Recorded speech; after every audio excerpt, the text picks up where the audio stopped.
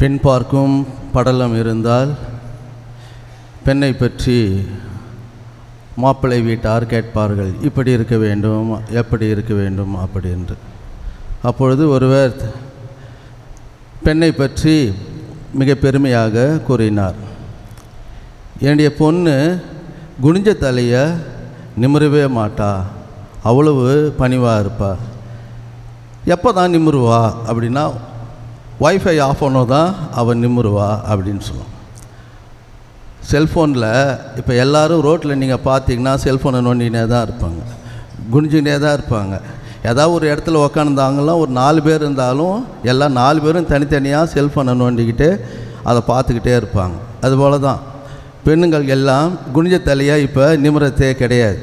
அதுபோல் நல்ல பணிவுள்ள பெண்கள் எப்போ நிமிருவாங்கன்னா வைஃபை ஆஃப் ஆனால் தான் நிமிருவாங்க. இயேசு கிறிஸ்துவில் அன்புமிக்க சகோதர சகோதரிகளே, நம்முடைய வாழ்க்கை இனிய வாழ்க்கையாக அமைய வேண்டுமா? நல்லவற்றையே பார்க்க வேண்டும், நல்லவற்றை சுட்டி காட்ட வேண்டும், நல்லவற்றை மனமாற பாராட்ட வேண்டும். நல்லது மட்டும்தான் இருக்குமா? தீயதும் இருக்கும். தீயவற்றை என்ன செய்வது?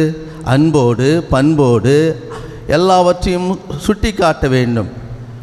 அடுத்து அந்த தீயவற்றை சுட்டி காட்டி மட்டும்னால் போதாது, மாறாக மன்னித்து விட வேண்டும், மறந்து விட வேண்டும். இறுதியாக எதிர்பார்ப்புகள் ஏதேனும் இருப்பின் அதை மாற்றி அமைக்க வேண்டும். இப்படிப்பட்ட ஒரு சிறு நமக்காக ஒரு சிறிய சட்டங்கள் நாம் போட்டுக்கொண்டால் மட்டுமே நம்முடைய வாழ்க்கை இனிய வாழ்க்கையாக அமையும். இயேசு கிறிஸ்துவில் அன்புமிக்க சகோதர சகோதரிகளே, ஆட்டிடியூட் அப்படி என்று சொல்லுவார்கள், டிஸ்பொசிஷன் அப்படி என்று சொல்லுவார்கள். மனநிலை, மனப்பாங்கு. யாருக்கும் ஒருவருடைய மனநிலை நமக்கு தெரியவே தெரியாது. ஒருவருடைய மனநிலை எவ்வளவு அதிகமாக உள்ளே மறைக்கப்பட்டிருக்கிறது என்று தெரியுமா? நாம் கடலில் பனிப்பாறைகள் தெரிகிறது தெரியல, அந்த பனிப்பாறை 5% தான் தண்ணீருக்கு மேலே மிதக்குமா, மீதி 95% தண்ணீருக்குள்ளே இருக்குமாம். அதுபோன்று தான் நம்முடைய வாழ்க்கை இருந்து கொண்டே இருக்கின்றது. நாம் பிறருக்கு நம்மை பற்றி பிரதிபலிக்கின்றது ஒரு 5% தான். ஆனால் ஒருவரும் அவர்களுக்குள்ளே இரகசியங்களை புதைத்து கொண்டு பிறரிடம் முழுமையாக தன்னையே காட்டப்படாமல் வைத்து கொண்டு இருப்பது 95%.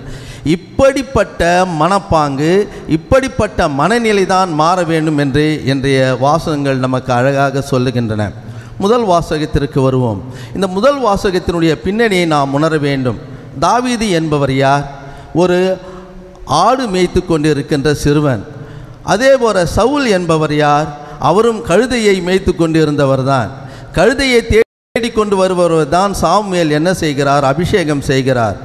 அதே போலத்தான் இங்கு தாவீதும் ஆடுகளை மேய்த்து கொண்டு இருக்கிறார்.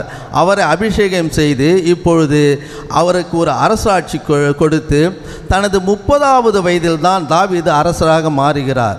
30வது வயதில் அரசராக மாறும் பொழுது அவர் தன்னுடைய பரிவாரங்களோடு அந்த நாட்டிற்கு உள்ளே நுழையும் போது அவர் என்ன செய்கிறார் என்றால் உடன்படிக்கை பேழையை எடுத்து கொண்டு வருகிறார். உடன்படிக்கை பேழையை அவர் ஏன் எடுத்து கொண்டு வருகிறார்? ஒரு அரசர் தன்னுடைய அரசு பதவியை ஏற்கும் பொழுது என்ன செய்யலாம்? அங்கு இருக்கின்ற படைவீரர்கள், அதாவது ஒல்லியாக வலிமை குன்றிய இருக்கின்ற படைவீரர்களையாம் நீக்கிவிடலாம். அங்கு இருக்கின்ற படைக்கலன்கள், பழைய படைக்கலன்கள் எல்லாம் நீக்கிவிடலாம். புதிய படைக்கலன்களை அங்கு ஏற்படுத்தி நல்ல விதமாக ஒரு மிக சிறந்த அமைச்சரவையை மாற்றி தன்னுடைய அரண்மனையை புதுப்பித்து ஒரு நல்ல அரசராக வாழலாம். ஆனால் அவர் அப்படி செய்யவில்லை. மாறாக உடன்படிக்கை பேழையை அங்கு எடுத்து செல்லுகிறார். உடன்படிக்கை பேழையை ஏன் எடுத்து செல்ல வேண்டும்? உடன்படிக்கை பேழை என்பது ஆண்டவர் வாழும் இடம், யாவே இருக்கின்ற அங்கு குடியிருப்பு. ஆகவே எப்பொழுதும் இந்த இறைவன் என்னோடு இருக்க வேண்டும் என்பதற்காகத்தான் அந்த உடன்படிக்கை பேழையை எடுத்து வருகிறார். இப்பொழுது உடன்படிக்கை பேழை எடுத்து வந்து அங்கு கூடாரம் அமைத்து அது இருக்கின்றது. அதற்கென்று ஒரு இடம் இல்லை. ஆகவே தான் இப்பொழுது நமது எல்லாம் வல்ல இறைவன் இறைவாக்கினர் மூலமாக தாவீதுக்கு அறிவுறுத்துகின்றார். என்ன அறிவுறுத்துகின்றார்? உன் மூலமாகத்தான் நான் ஒரு ஆலயத்தை கட்டுவேன் அப்படி என்று அறிவுறுத்துகின்றார். அப்படி அறிவுறுத்தும் போது என்ன சொல்லுகிறார்? நீ என்னென்ன செய்தாய், நீ எப்படியெல்லாம் இருந்தாய், உன்னை எப்படியெல்லாம் பாதுகாத்தேன், அப்படிப்பட்ட உன்னை, சாதாரண நிலையில் இருக்கின்ற உன்னை இவ்வளவு உயரத்திலே வைத்திருந்து அதற்காகவே, எதற்காக?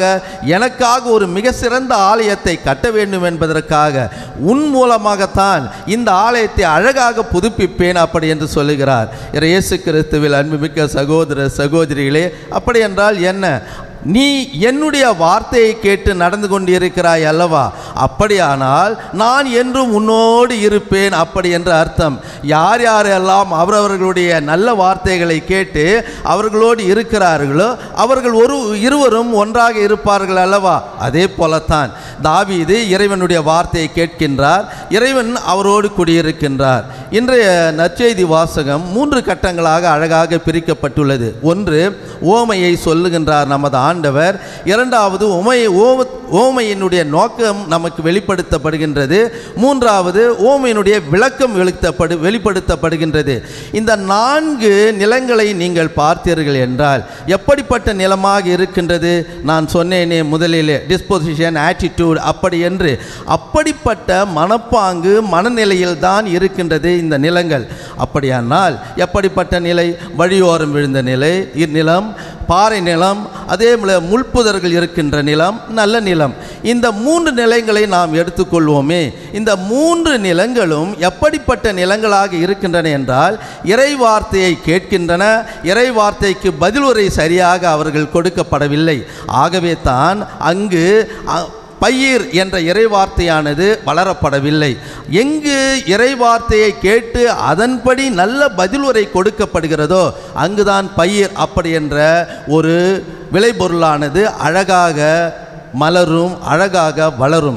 இயேசு கிறிஸ்துவில் அன்புமிக்க சகோதர சகோதரிகளே, நமது அன்னை மரியாளை மிக எளிமையாக எடுத்துக்கொள்ளலாம். என்ன? இறைவார்த்தை அப்படி என்று சொல்லுகிறார்களே, அப்படி அந்த இறைவார்த்தை அவர் என்னதான் கேட்டார், அது எப்படித்தான் வாழ்ந்தார், அது அவருடைய வாழ்க்கையில் எப்படித்தான் இருந்தது அப்படி என்று நாம் சிந்திக்க வேண்டும். முதலில் இறை திருவுளத்தை முழுமையாக அவர் ஏற்றுக்கொண்டு நடந்ததால் மட்டுமே இறைவார்த்தையானது அவரிலே செயல்பட்டது என்று நாம் பேசுகிறோம் அல்லவா? இறை திருவுளம் என்றால் என்ன? என்னுடைய மனநிலையை நீங்கள் அறிய முடியுமா?